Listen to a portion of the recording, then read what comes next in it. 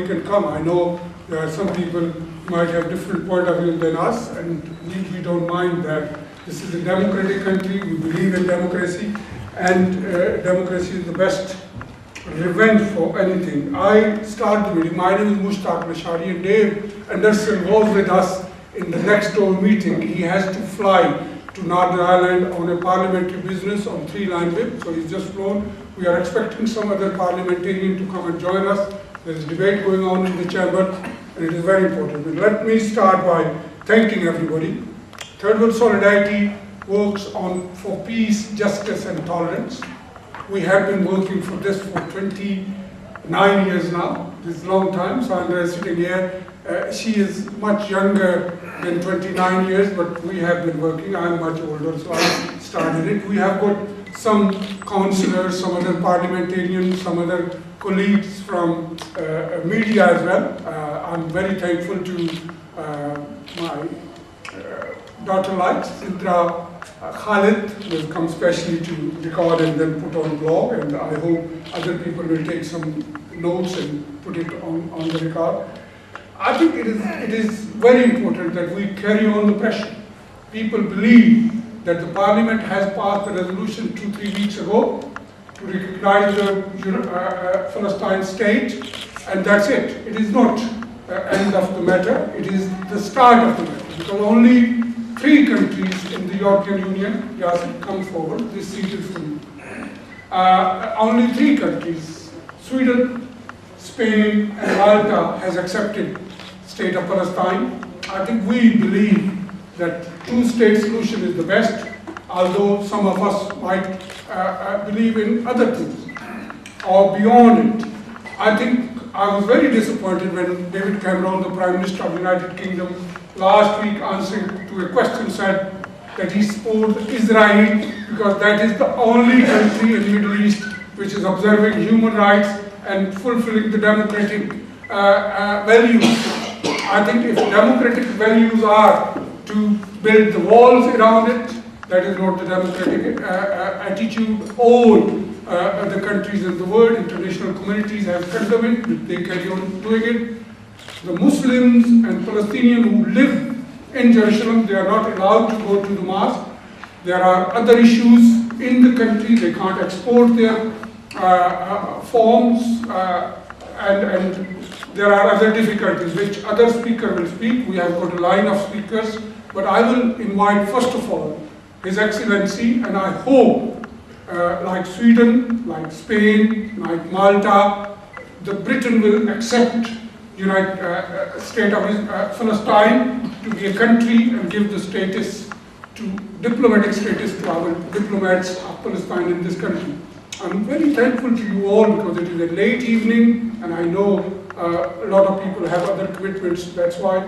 But we do hold meetings earlier at 6:30, but today we had a roundtable meeting on NHS, particularly on pharmacist attitude next door, so that's why we delayed it, and His Excellency only had tonight to speak in this year, and we wanted to do it on this side of the year, that you go back and start campaigning that when MPs come to you, parliamentarian, for your vote on 7th of May, you tell them that look, we want you to accept on which side you are. You ask questions, and I think once you ask questions, they will go and state Palestine will become a reality, which is at the moment going through very, very difficult time. And we, the human rights activists, know what is happening there. Martin will be speaking on his visit to Gaza and Palestine. He was a former MP and he is now on Palestine briefing, and he has visited recently Gaza as well. And we know what is happening in that part of the world, but we believe that only dialogue are the solution, not the war. With this note, can I invite His Excellency Professor Hassassain to start and speak, because I know he speaks with passion. He's a Palestinian, he teaches in Washington, he is a very good representation of people of Palestine. Can I invite His Excellency Professor Hassassain to speak?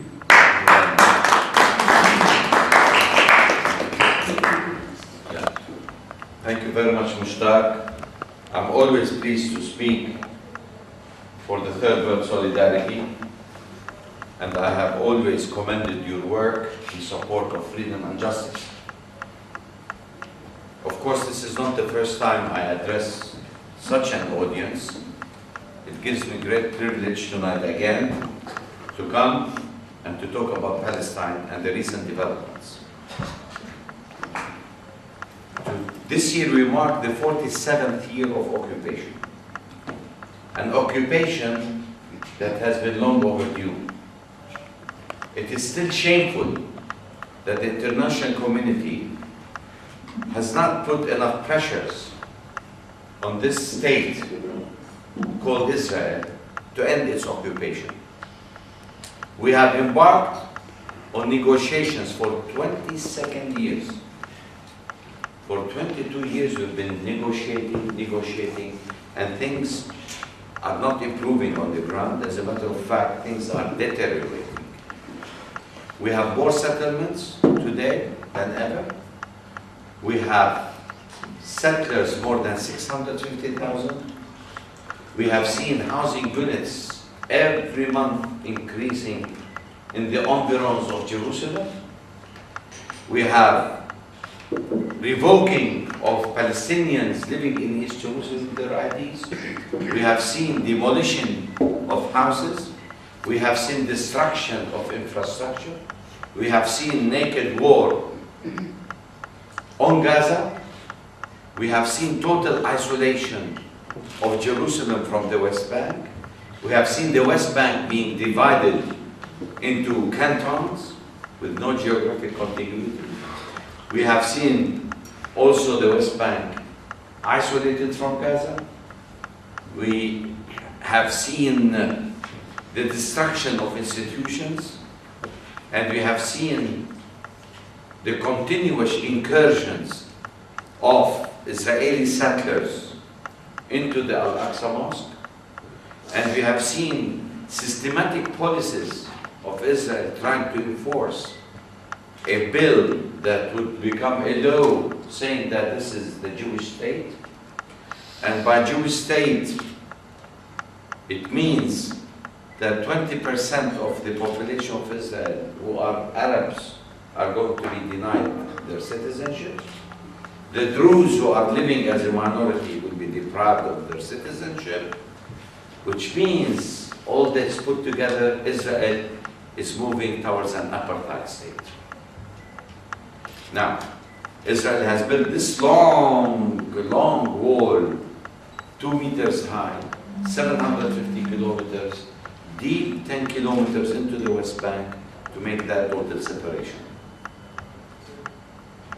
And we have seen all these settlements scattered all over like cancer, where it would be impossible to talk still about the two-state solution. I cannot see a reason how we can still talk, and I am officially asked by my president still to talk about the two-state solution. But when I go home and see the settlements and see how they are so cancerous and spread, I cannot visualize a viable, contiguous Palestinian state. It is impossible to talk about the two-state solution while such policies are being still practiced. Okay. Now, this is a long topic, ladies and gentlemen, and it has a lot of complex areas where sometimes it's not easy to put them in 5 or 10 minutes for you and talk above your head in politics that are complicated. All I want to say is the recognition of the state of Palestine is not an impediment to the peace process. It bolsters the peace process.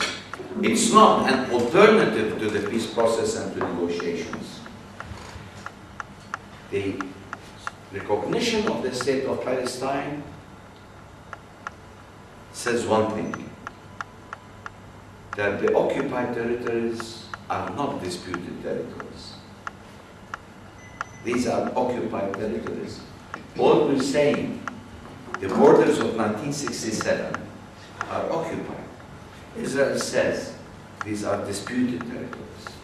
And the reason why we went to the United Nations and we got the recognition of the General Assembly 2 years ago is to show the international community, and by the consent of the international community, that these are occupied territories. They're not disputed territories.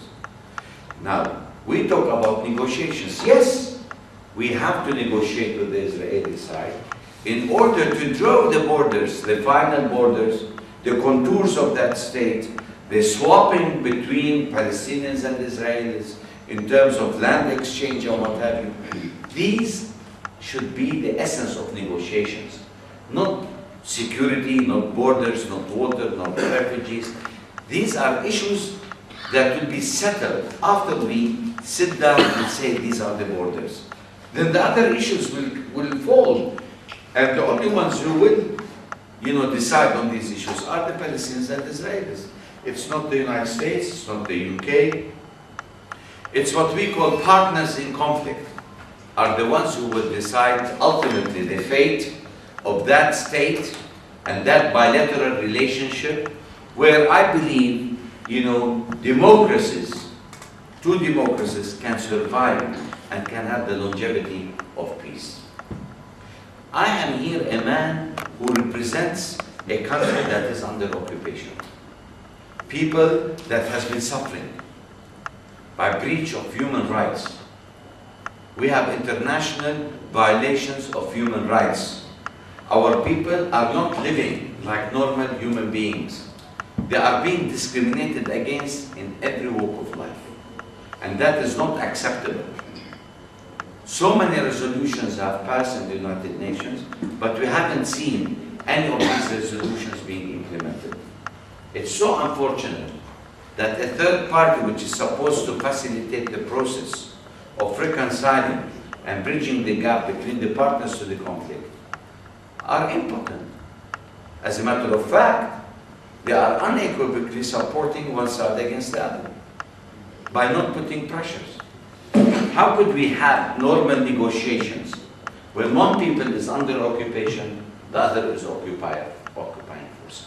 There could never be parity in negotiations. You're not talking about two equal powers, contesting a certain land dispute or what have you. You're talking about a people that is under total hostage, totally submissive to a total control through power politics, through diktat. And we claim that we are negotiating. We're not negotiating. There has never been any kind of negotiations that are serious enough to say that we give and take and we have reached somewhere. Negotiations have always been the diktat of power politics. And that's why we could not reach anywhere. Because Israel comes with its own maps and imposes on the underdog what they want. And the third party should be an arbitrator that could create the balance between the two negotiating sides. It's not playing that role. And that's why since last June we have seen the dismal failure of the United States in brokering or in the brokerage of peace between the two parties. And what happened since then? Settlements are continuing to be built, revoking of these Palestinian IDs from Jerusalem, the incursions in Al-Aqsa Mosque, closing the Al-Aqsa Mosque. This is the first time since Israel occupied the territories it has been closed. Now, I'm not talking about people in the West Bank who don't have access to come to Jerusalem to pray. The Al-Aqsa Mosque is closed for those who are living in Jerusalem. Imagine people under the age of 50 cannot enter the Al-Aqsa, cannot go and pray in the Haram al-Sharif. I mean, if Israel is a democracy, I mean, these religious practices, they should be tolerant. You cannot continue to subdue a whole people, even from their religious rights. You cannot desecrate the holy places in Jerusalem. You cannot claim something that is not for you. And you cannot just go in, kill and shoot people indiscriminately. All these acts have been done with impunity. Israel has been considered above international law. I'm trying not to be passionate. Today, I'm trying to be very rational. I'm speaking objectively. You tell me what kind of a democracy Israel is that is practicing every single human right violation against people. Collectively, individually, we have seen Israel putting all kinds of pressures against the population in Palestine.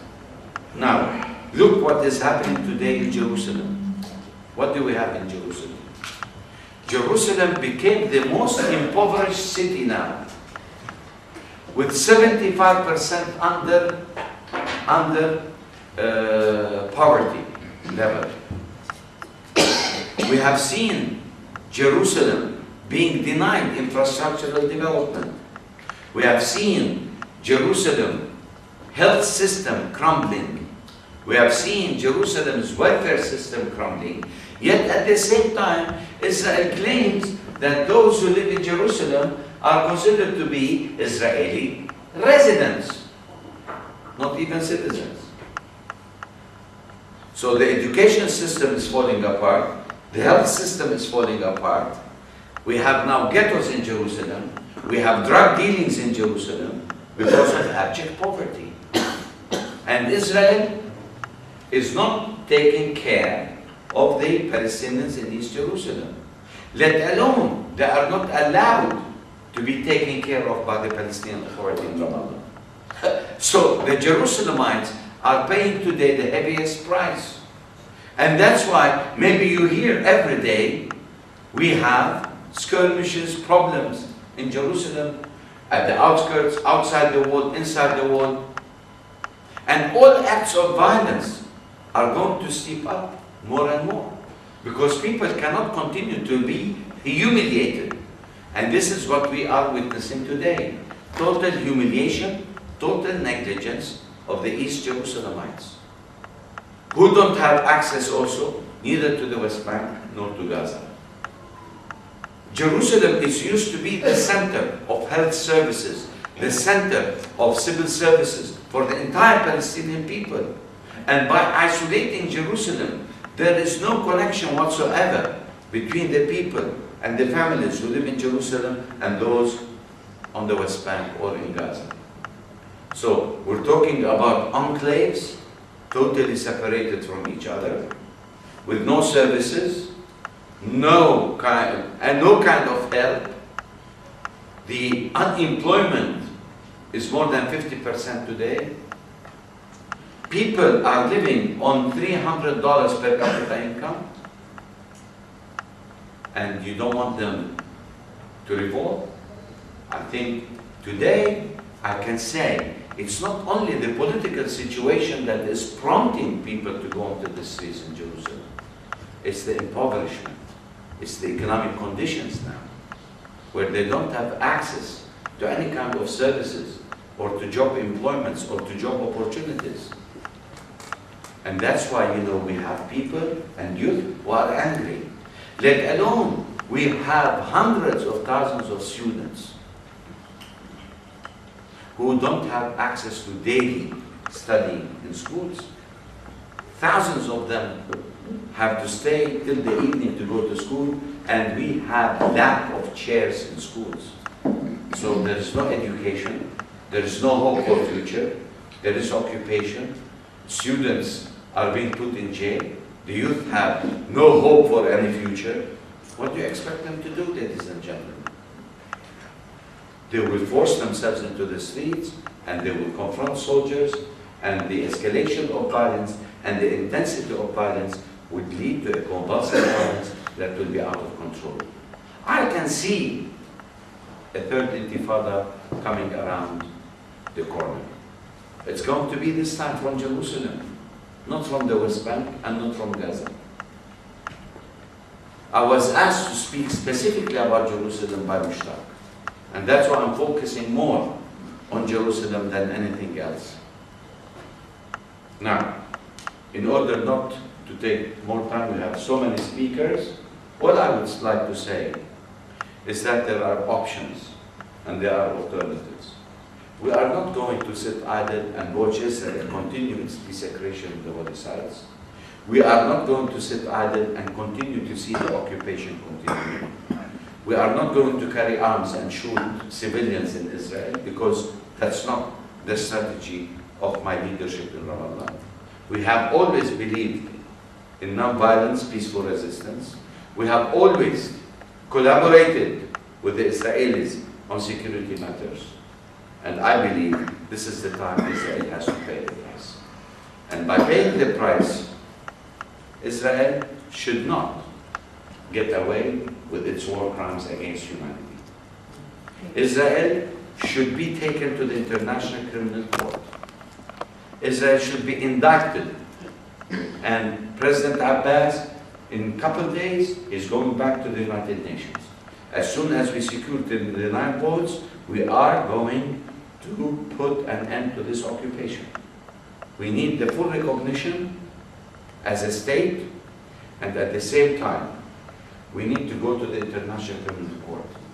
We need to internationalize the Palestinian issue again. It's not going to be at the mercy of the United States of America that has done nothing. And we are not going to sit idle and just wait for Europe to move its hands or whatever into the process. Because we have seen Europe being totally subservient. I'm sorry to say it. Spearheaded by the United Kingdom. Lip service is not enough. Have empathy is not enough. We need to see action.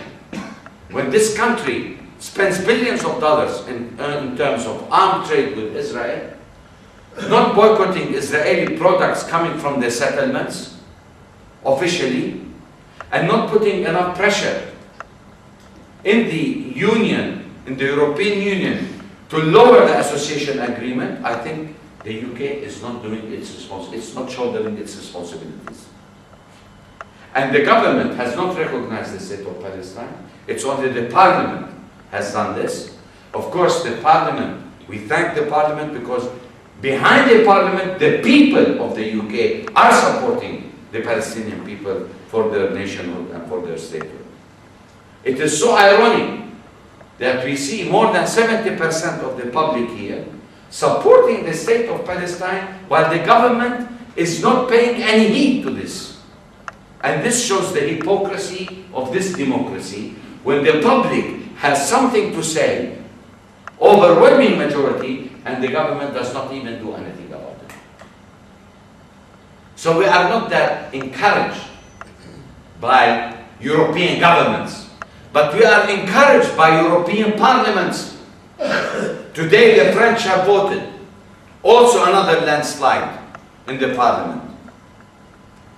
Everybody was there. It is so unfortunate that only Labour and few Conservatives came to the voting in the parliament here. But there, everybody was there. So it was 339 for Palestine, 151 against. And this shows the democracy of a country that 2/3 of the parliamentarians have gone and said the word of the people, yes, we are for the recognition of the state of Palestine. Now, regardless of the government that has taken a bold position relatively to the UK, they said, we are going to give the negotiations another 2 years. And after that, if nothing comes out of it, we are going to recognize the state of Palestine. At least this is an avant-garde position by the French, to be followed by the Spanish, by other countries. But I'm not really enthused by what the Europeans are doing. It's not enough. You know, the only thing that you could do, we're not telling you wage war against Israel. We're not saying boycott Israeli goods. All we're saying, put pressures and try to lower the association agreement. Let Israel pay, like any other country, its tariff system. Why Israel is getting away with it as an occupier? This, we have question marks on this. Now, all I'm asking, basically, is the fact that we have to continue our efforts. I think, you know, the starting point, thanks to the parliament that recognized the state of Palestine, We thank all these organizations like Hughes, Martins, Labour Friends of Palestine, PSC, Jews for Justice, you know. All these organizations have played an imperative role. It's not the Palestinian ambassador who brought this recognition, ladies and gentlemen. Yes, I have my dues. I have to raise awareness. I go to every activity, I speak, and I try to raise the voice of my people who are under occupation. But it's people like you who makes the difference. It's not me. And that's why, you know, I always acknowledge and commend, you know, all the NGOs, all the public that have been supportive. Because you're not fighting against Israel when you support the Palestinians. You're trying to bring fairness and justice. You want to end occupation. You want justice for all. You want Palestinians and Israelis to live side by side democratically in peace. That's what you are striving for. You're not siding with me against Israel. No. You're supporting me in getting my rights, my freedom, and the justice that everybody would like to see in the 21st century. Thank you very much. Thank you very much, Your Excellency. I think it is due that the Western countries leave the double standards and speak out more powerfully than they are, as you said very rightly, and I think it is moving toward that. If France has said within 2 years, I hope the British government next year, and I was with you last Wednesday on dinner when Admiral Band has committed himself that if he wins the next election, he will work positively toward recognizing the state of Palestine, and I hope it happens. Our next speaker is Linton, who has been parliamentarian MP here for many, many years. During his MPship, he visited Palestine many times, and now he works for Palestine briefly. Can I invite Linton to speak? Well, let me start by saying it's always a pleasure to be here at the Third World Solidarity All-Party Group with Mushtaq, and it's also an honour tonight to be speaking with the Ambassador Manuel and indeed with Suleman from SOAS. So I'm going to start by answering the question the meeting is about. What next after the resolution by the UK Parliament on Palestine? Of course, it's really three questions. The first is, what other country, apart from the UK, what are the other countries going to do, and also what is the UK Parliament going to do next, and indeed what is the UK going to do next, or the other organisations, and hopefully we can answer all three questions. First of all, what other countries? Of course, that was it was always the hope when the British Parliament took its decision on October the 13th that it would start a bandwagon of other West European countries taking the same decision. There was a vote in the Irish Parliament, and then there was a vote in the, after our vote, there was a vote in the Irish Parliament, and there was a vote in the Spanish Parliament, and today the vote that Manuel has just told you about in the French Parliament by 339 votes to 151, which is hugely welcome. I hope that will lead to further votes in other parliaments. I believe the Belgian Parliament will be next on our list, and maybe the Danish Parliament, to persuade them to vote the same way. Of course, it's true that even the French vote is a non-binding vote, but the French Foreign Minister, Laurent Fabius, said during the debate, promised that the French government will recognise Palestine, not immediately, but within a period of 2 years, by November 2016, before the date of the next US election. And it could be earlier than that, but basically they're saying they will recognise Palestine by November 2016 anyway, even if a full settlement of the conflict hasn't been reached by then. It's a deadline by which the conflict has to be settled or they recognise Palestine. So let me talk a bit about the decision in this building on October the 13th. We've been working on it for a long time, but nevertheless, when the result was flashed up, 274 votes to 12, it took even us by surprise that the majority was was so big. And by us, I mean all those of us who've been lobbying in the run-up to this debate. 2 years ago, if there had been a similar debate in this building on the recognition of Palestine, it would have been lost. The pro-Israelis would have won. And I think what has happened during the course of this year. The MPs were very shocked, first by the deliberate torpedoing of the Kerry talks by the Israelis when they announced another settlement at the end of April. As John Kerry himself said when he was interviewed he was questioned by the US Foreign Relations Committee, when this announcement was made that they were going to build yet another settlement in East Jerusalem, poof, that was it. That was what he said. That was what ruined, what torpedoed the talks. Then we had in June, of course, we had the kidnapping of 3 Israelis, immediately followed by the burning alive of a 16-year-old Palestinian boy. Remember, the Israelis were murdered. The Israelis weren't kidnapped, Martin, they were murdered. Excuse me, can he talk, and then we will give you a chance to speak at the end. And then I think the MPs were very shocked by the sheer brutality of the assault on Gaza, which, as you know, killed 502 children, of which 501 were Palestinian.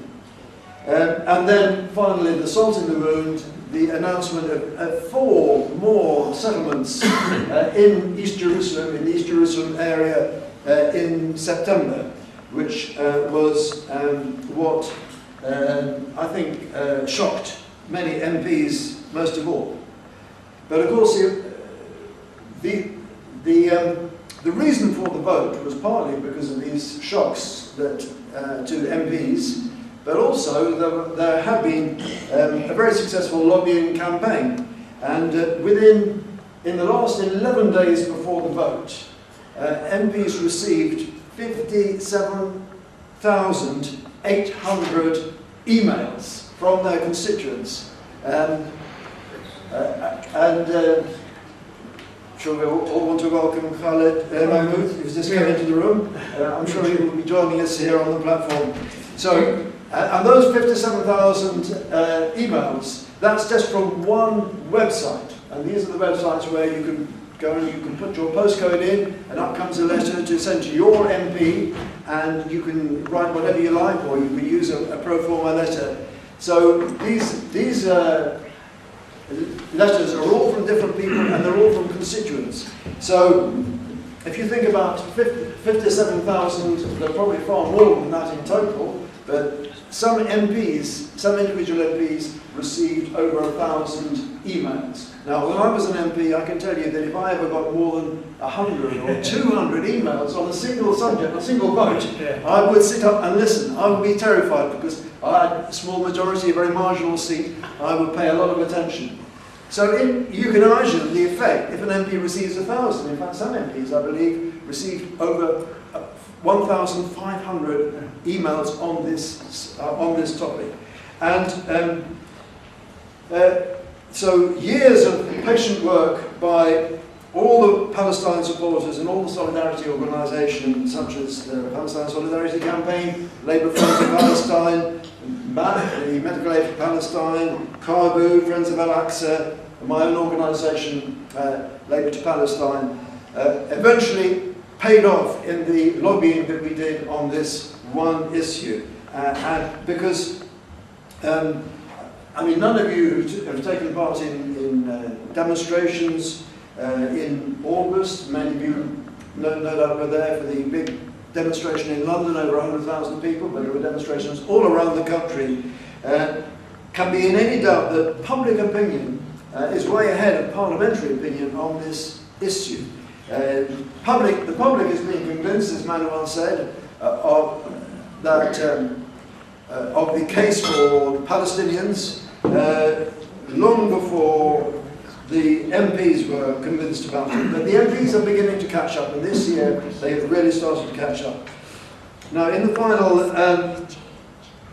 in the final hours before the vote, it's quite interesting to look at what actually happened here. It became obvious to the pro-Israeli organisations that they were going to lose the vote. And what they did was they advised all of their supporters not to vote, and in fact not to ask for any division. So, under the rules of the House of Commons, the Speaker has to ask, you've probably heard it on television, all those in favour say aye, and then people say aye. All those against say no. If there's a silence after that, there's nobody says no, the Speaker just says the motion is just carried without a division. Nothing happens, nobody knows who's voted, but it's just the House of Commons have voted yes. But if somebody says no, then, or a group of MPs say no, then it goes to a division and people have to walk around through the division lobbies and they're counted through the division lobbies. But probably what you don't know, it's a very obscure rule, after 4 minutes when the MPs have already started voting, the Speaker has to then ask the same question again. All those in favour say aye, all those in favour say no. And then he asks for 2 MPs to count the aye lobby, the MPs in the aye lobby, and 2 other MPs to count the MPs in the no lobby, and they're known as tellers. And the job is usually done by the whips, but this was a backbench debate, not an official debate. So it was really left to the Friends of Palestine and the Friends of Israel to supply the MPs to be the tellers. Fortunately, we had a meeting before the vote took place, and we suspected that the Friends of Israel were going to not only boycott the vote, not vote, but actually not supply any tellers, in the hope that the division would have to be called off, because without any tellers, the Speaker says the division is off, even though lots of MPs have already voted. It doesn't make any difference. The division is cancelled.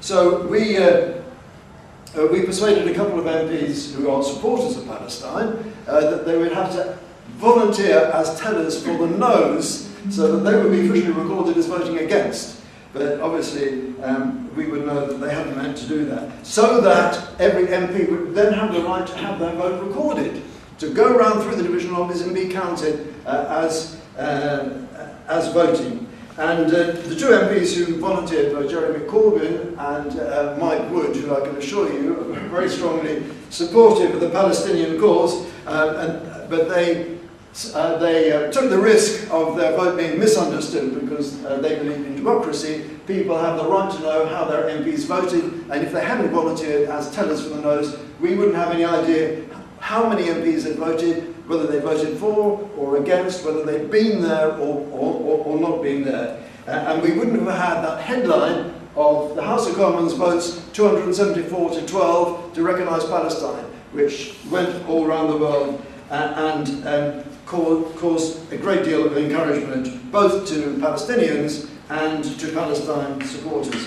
In fact, I spoke to a woman who was in Ramallah on the morning after the vote, walking through Al Manara Square, when she was stopped by somebody who said, "Are you British?" And she said, "Yes." And this person, a complete stranger, immediately hugged her and said, "Thank you so much." So there's no doubt about it that the vote was a huge encouragement to Palestinians. Of course, I know perfectly well, we all know perfectly well, that vote means nothing by itself. Not only was it not binding on the government, but even when the British government does belatedly recognise Palestine, and Ed Miliband, the Labour leader, has said many times that he will, it is not going to transform the lives of Palestinians. The only visible change will be that, of course, Manuel, who we always call the Palestinian ambassador, but he will formally have that title at last, rather than just Palestinian General Delegate, and the Palestinian mission will become a Palestinian embassy. In Jerusalem, the only change you'll be able to see is that a small building in East Jerusalem on Lasharie Street, which currently has a sign outside saying the British Consulate General, will take that sign down and put up a new sign saying the British Embassy to Palestine.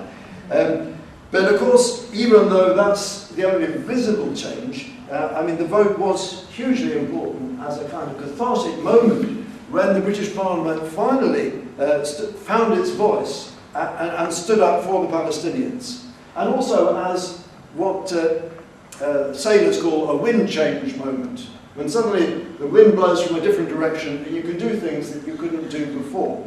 Because I think, as Mushtaq said in the introduction, this vote was not the end of a process, it is the beginning of a process. And that process, of course, involves persuading Parliament in this country and the government and parliaments and governments in a lot of other European countries to take the kind of measures that will make a real difference on the future of the Palestinians. So we need to persuade MPs to vote for measures that will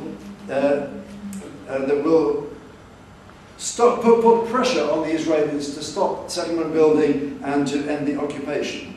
I think the first should be to persuade to stop UK companies from trading with Israeli settlements. The government keeps saying that Israeli settlements are illegal, but takes no action. And indeed, the EU sustains settlements with trade worth about 198 million per year.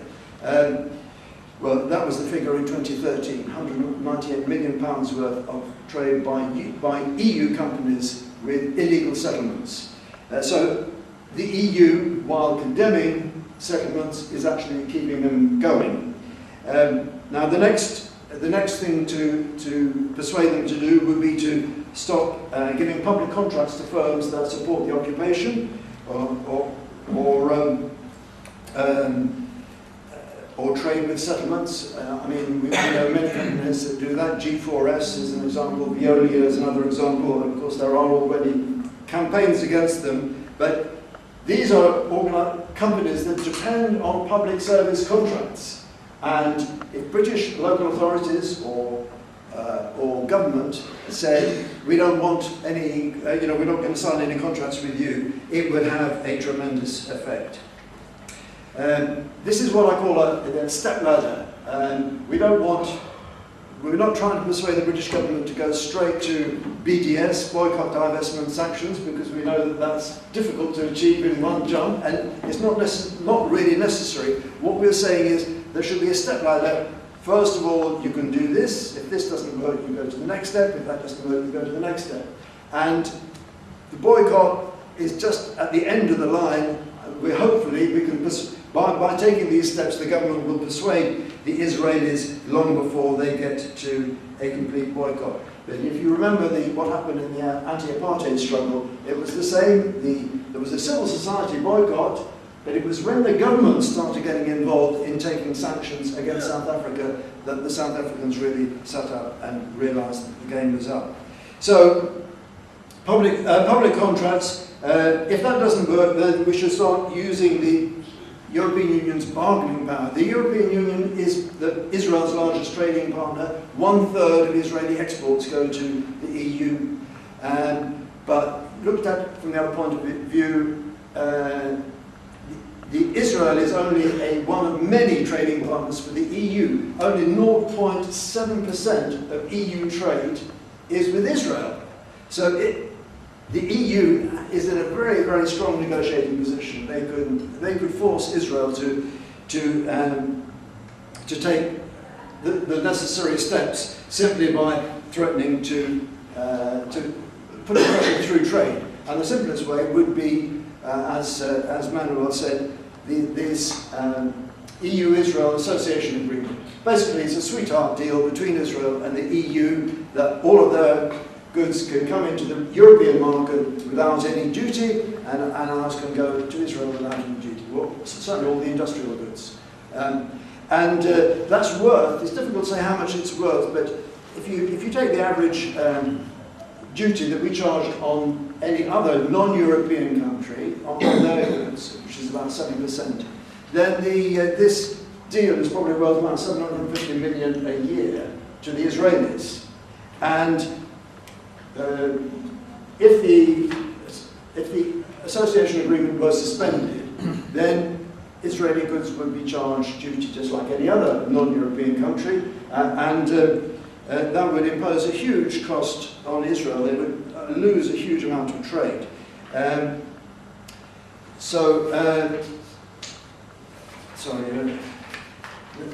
The association agreement, is worth knowing, has two clauses. One is that Israel should aim for peaceful coexistence, and the second clause, that these concessions to the Israelis are only available provided that they show respect for human rights and democratic values. Now, on either basis, the EU would be well justified in saying, well, you're not actually fulfilling the terms of our agreement. We must suspend it until you do respect the human values of Palestinians, both Palestinians inside Israel and Palestinians in the West Bank, and you must respect the democratic values by giving the vote to all the people within that are in the West Bank as well, because it's an occupation lasting 43 years, 47 years, means that it's essentially intended to be permanent.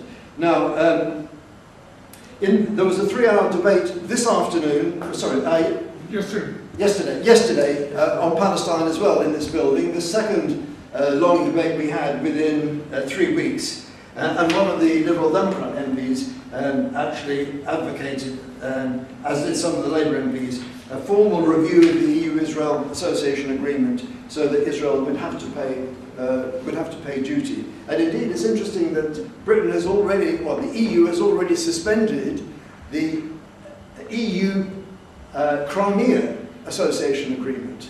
So the Crimea now has to pay duty on any goods it exports to the EU because the agreement has been suspended. So if the EU is prepared to take that sanction against Crimea, well then all the more so against Israel, which has been in occupation, in illegal occupation of the West Bank for 47 years.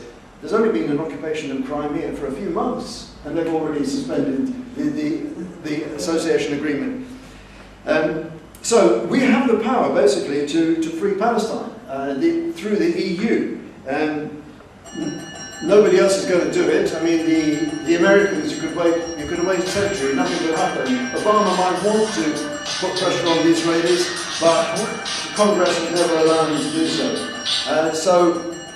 And the EU, of course, has the power to do it, but most decisions in the EU can only be taken with a unanimous vote of all 28 countries. So I think it's not right to tell the British government, you must just press for the EU to do this. Of course they must do that, but they must take action without waiting for the EU, because an organisation that can only work on the basis of unanimity is essentially far too slow and inflexible. So I think what we should be pressing for is the British government, or the French government, the Spanish government, major Western countries to take the lead and to implement these measures, even if the rest of the EU doesn't come along with them. Because I think it would send a shockwave through the Israeli political system if they realised that countries like ours were prepared to take that action.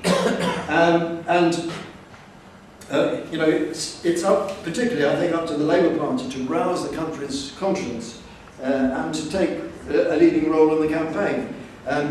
You can do that if you come on one of our visits. We have regular, as Mushtaq said, we do organise regular visits to the West Bank, and we're prepared. We can organise visits for any group of people who wants to go. So if you know of a group of people who want to come and see for themselves, I think the most useful thing you can do to help the Palestine is to go there and see the place for yourself. I've got some leaflets here if anybody is either interested in themselves or they know somebody else who would be interested in coming. The other thing you can do is to keep pressure on your Member of Parliament, because really what's happened in the last few weeks has been the result of pressure on Members of Parliament from people like yourselves. And you can also put pressure on through the Labour Party. I mean, Ed Miliband is the first and so far only leader of a political party who has supported the recognition of Palestine.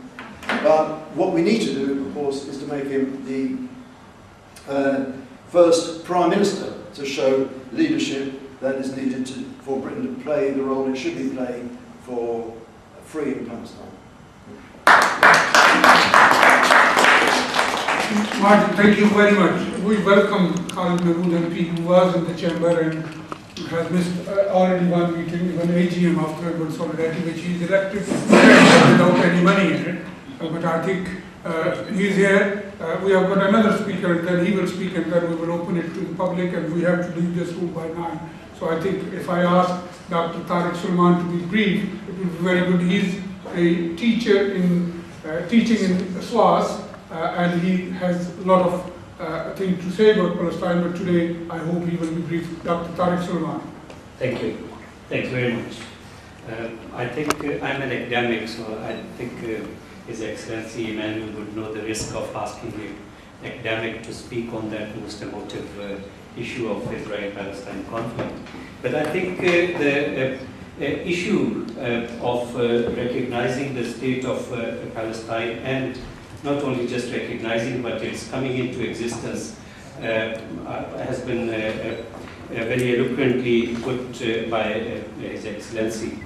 But I guess Martin's euphoria about the effectiveness of these non-binding resolutions is a bit unfounded, at least at this stage. How I see is that Israel-Palestine conflict, we need to see both parties on the ground, and as His Excellency explained, that at the end of the day, they are the ones who need to determine the contours of the state and the kind of relationship they will come into existence. So as the topic was what next? So if we look at how Israeli state has reacted to that, how Israeli state is looking into different things, in spite of Palestinians being encouraged by these rightly resolutions which are recognizing their rights.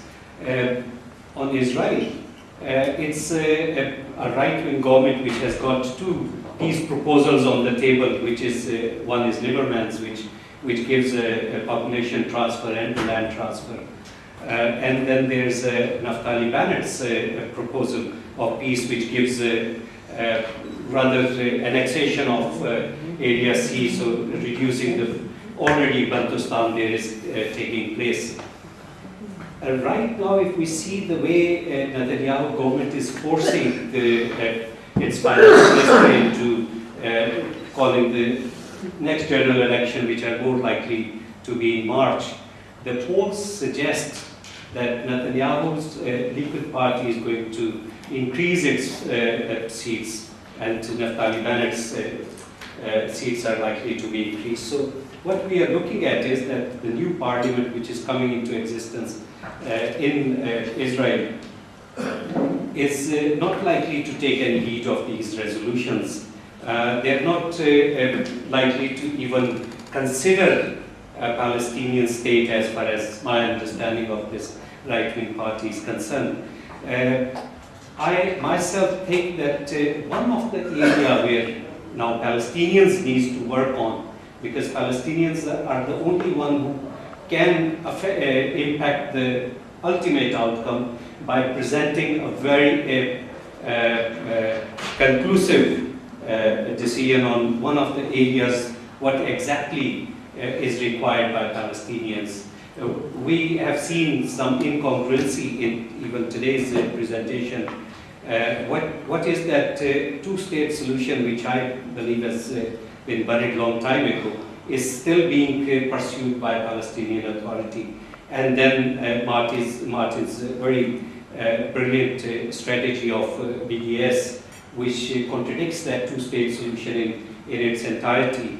So I think that ultimately Palestinians need to understand how to take advantage of that growing public opinion in Europe and the United States in their favor and create some kind of strategy.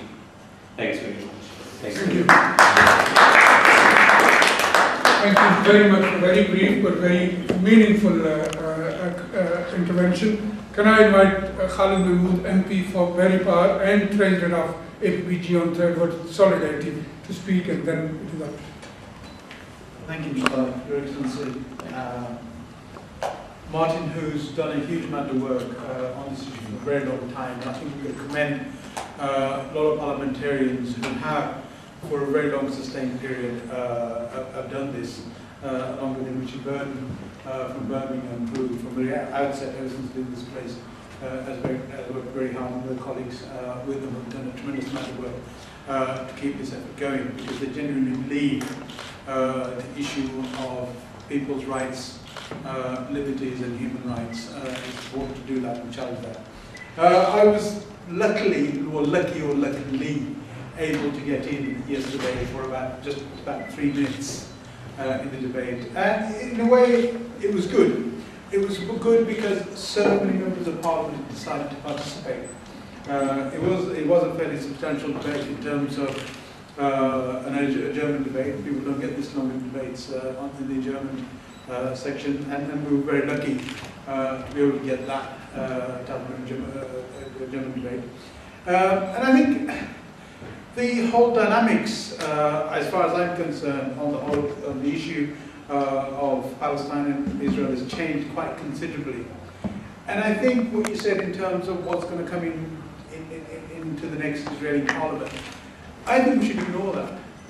And the reason why I'm saying that we should ignore that is because the whole paradigm is changing significantly. It's changing significantly because the old controls are not there anymore. The old controls on the media, on the so-called tight politicians that were exercised previously, that could actually go in there and do this.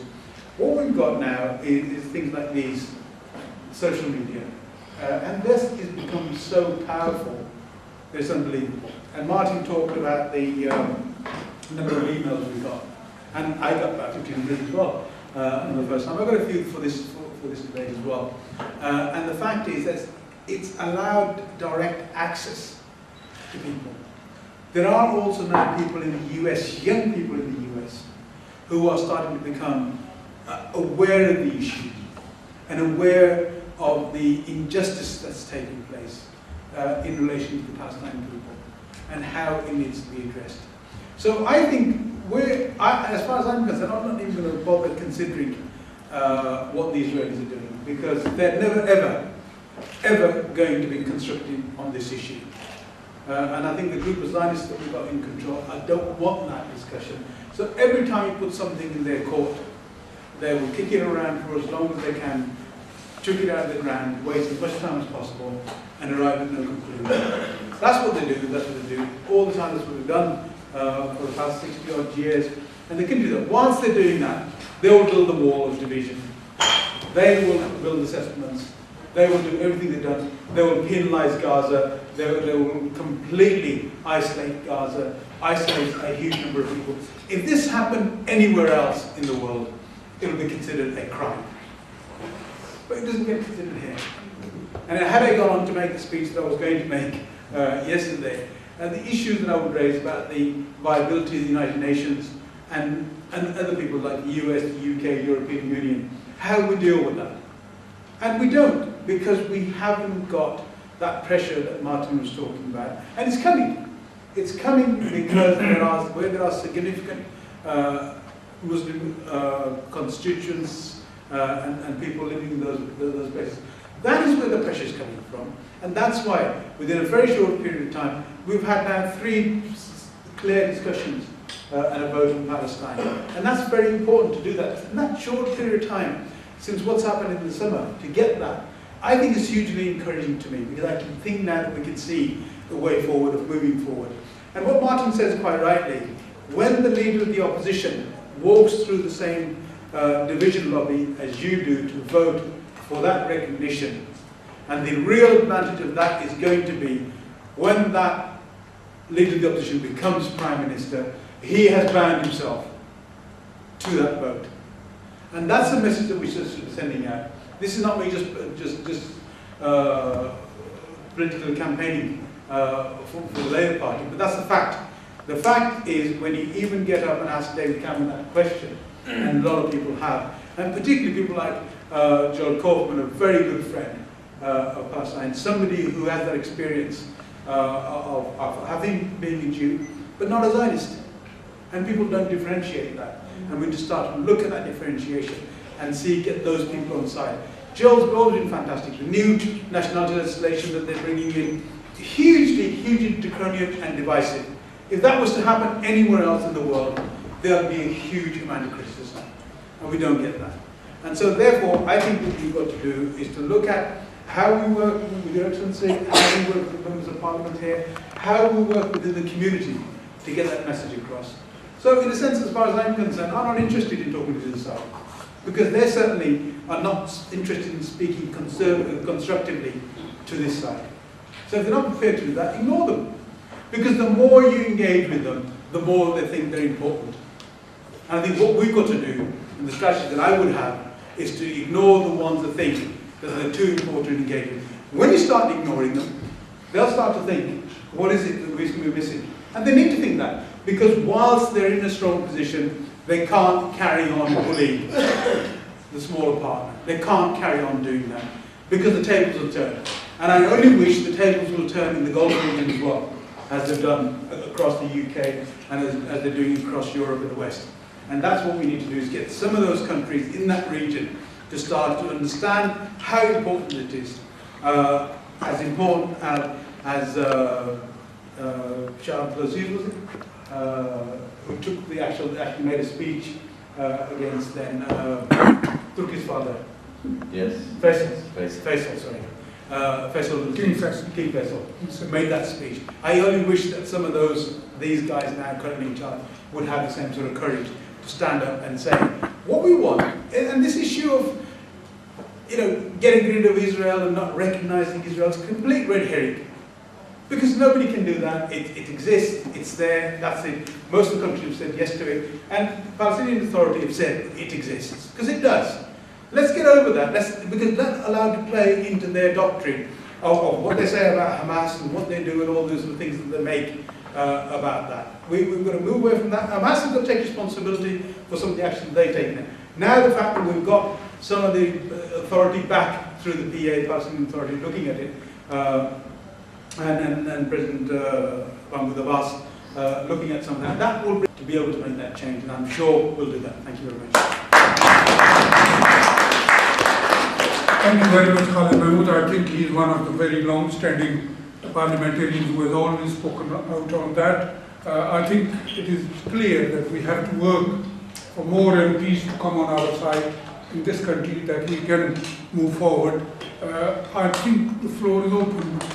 I think it will be very short, because we have to leave, as I said, at 9 o'clock. Yes. Question, please. Yeah, this idea, Hamas, PLO, Fatah, the Palestinian Authority cannot Your name act. Sorry? Your name? Richard. The Palestinian Authority cannot act because of Hamas. The Hamas Charter calls for the murder of every single Jew in the world.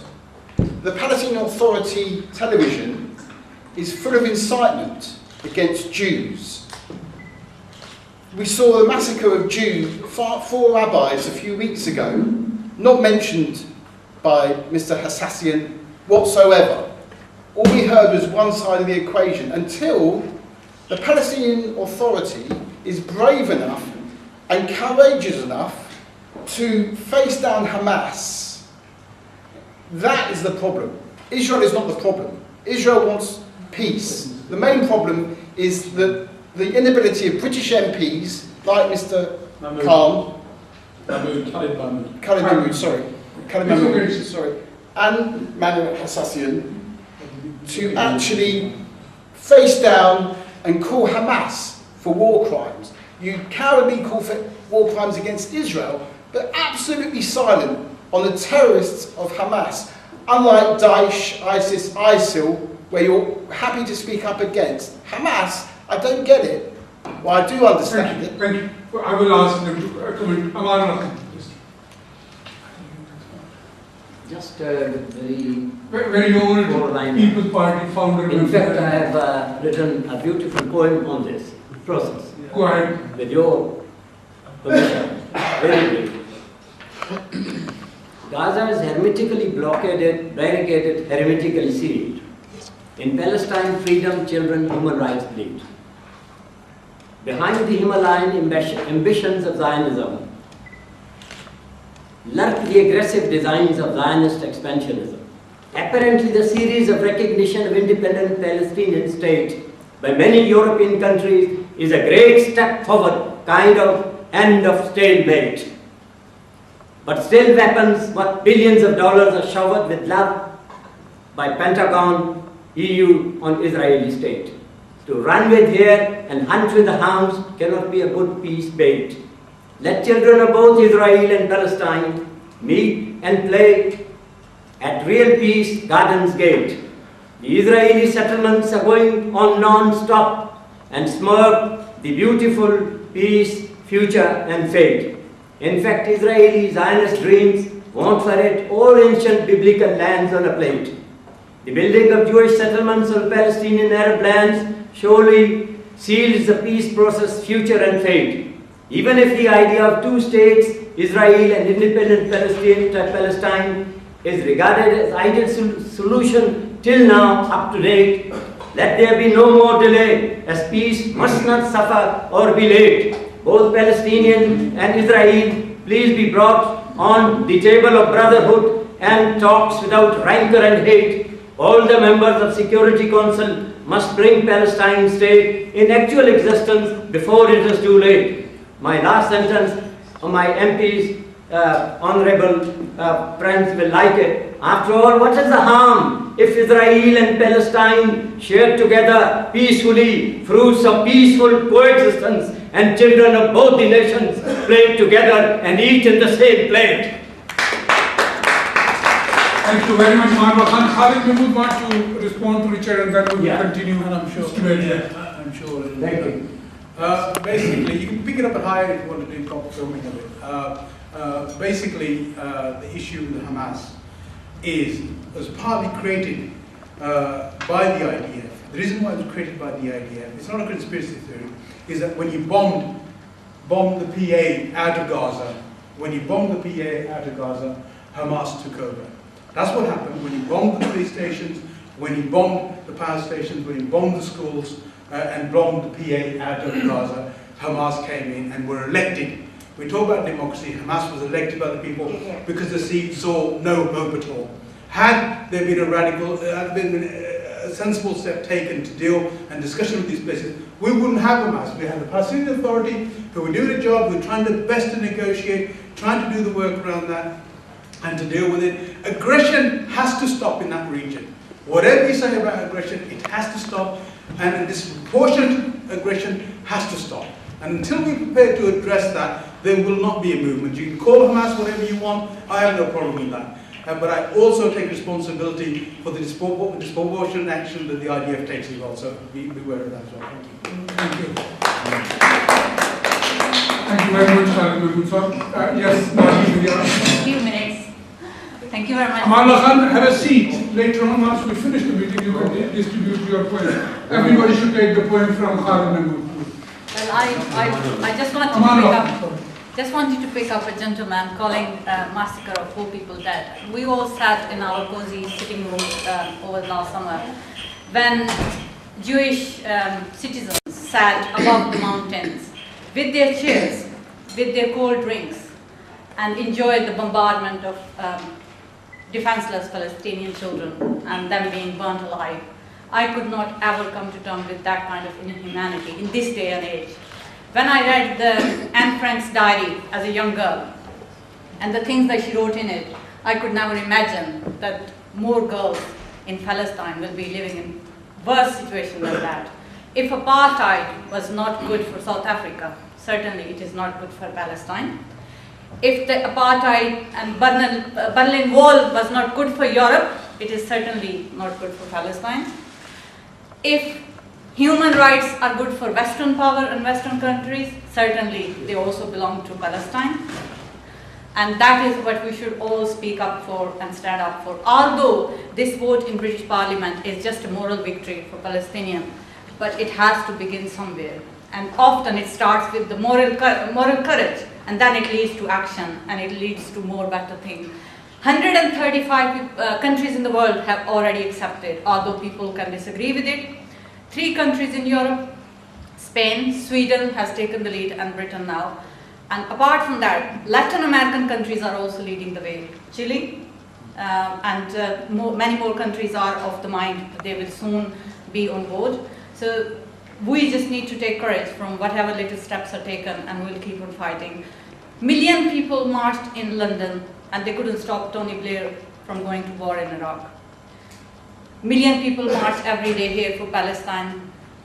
They cannot stop Israeli aggression, but they can still stand and feel the pain, and we will continue doing it until we win. Thank you very much. Any other question? If there is no question, I will ask His Excellency to conclude, and then we will have a group photo, and that will be the end, His Excellency. But let me say 2 things. I think number one, it is very important that in this country, as Martin has said, 70% of the people of this country are in support of peaceful coexistence of Israel and Palestine. And I think we should work on that and build on that, that whosoever is elected next year, they recognize it and work for it. Although it is very hard, as Martin has said, in the Europe to go ahead with it. But I think it is our duty to keep that pressure on everybody and anybody in this country, that we, next year election on 7th of May, the results are so that we not only work for a peaceful world, a better world for our coming generation, but we also work all levels of the world to take double standard out of our normal lives. If a resolution on Iraq, or resolution on Libya, or resolution on certain areas is implemented within days with force, why not a resolution on Palestine or Kashmir? And by the way, a Kashmir meeting will be here on 15th of December in Wilson Room. I usually try to book the better rooms. They are named better as well, because I love Harold Wilson and his government. When he was in government in 60s, he never supported USA going in Vietnam, and I hope we will have one day Prime Minister of the United Kingdom who doesn't follow United Kingdom. His Excellency is going to conclude, and then I will say thank you. Is it Richard? Yes. Richard, I like people like you who come around here and try to raise, questions like this, because, it gives us ample opportunity not to preach the converted, but to convert you personally from siding all the time with the Zionists in your deliberations. Let me ask you one thing. Haven't you heard when President Abbas condemned the attack on the 4 rabbis, where everybody talked about it, even the Palestinians, some of them criticized them? He went out publicly and condemned that. Don't shake your head. Go check your story before you come here and talk about, murder. He incited He incited it in the first place. He did not incite it. Richard, there is no debate. Listen, my friend. He asked me a question. I'm asking you to do your homework before you come and make accusations. Secondly, if you think this is murder, if this is murder, what about Israel that has been killing thousands of innocent civilians? This is state terrorism, my friend. So don't equate, Hamas and incidents like this with what Israel has been doing for the last 47 years. Controlling people, killing them, humiliating them, making them living under occupation. And you claim that they are democratic, and we, the freedom fighters, are becoming the terrorists. This rhetoric you cannot sell such rhetoric, because people are aware. And the lady has said, she has been mesmerized on television to see how this democratic country has been bombarding innocent civilians. I have not much to say because you don't have any argument with me. Thank you. Thank you very much. Can we have a group photo here and then Your Excellency, Yeah. GOTV want to have a word with you in front of you. Yeah. Yes, a group photo. Please come around me and I think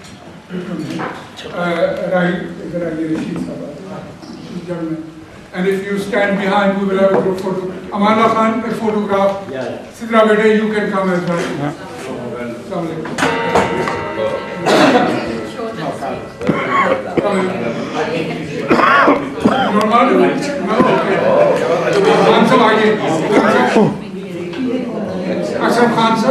Yeah, I'd like, just a minute, they will come. I'd like you all in a bit more. Move together, don't worry. Could you look at the camera first? Oh dear, Somebody might if I actually live long enough. Right, I'm just going to do it on the video for a sec, and I'm going to... Right. Ashraf Khan sab idhar aaye. So squeeze in kar le taaki sabka aa jaye. Yeah. No.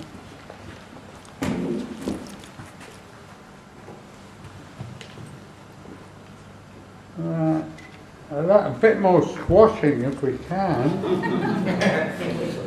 Come here, we are friends. Yeah. Yeah, you're allowed to speak to each other.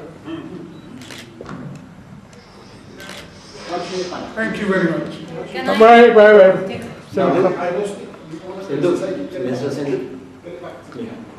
Yeah. In fact, do a couple more for good luck.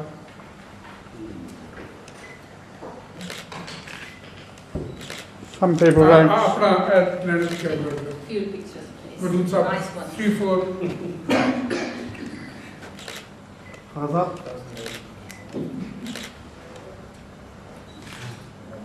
Madood, ye bhi de. That's right. Once you have done, ye bhi de. Thank you. Easy. Oh my God.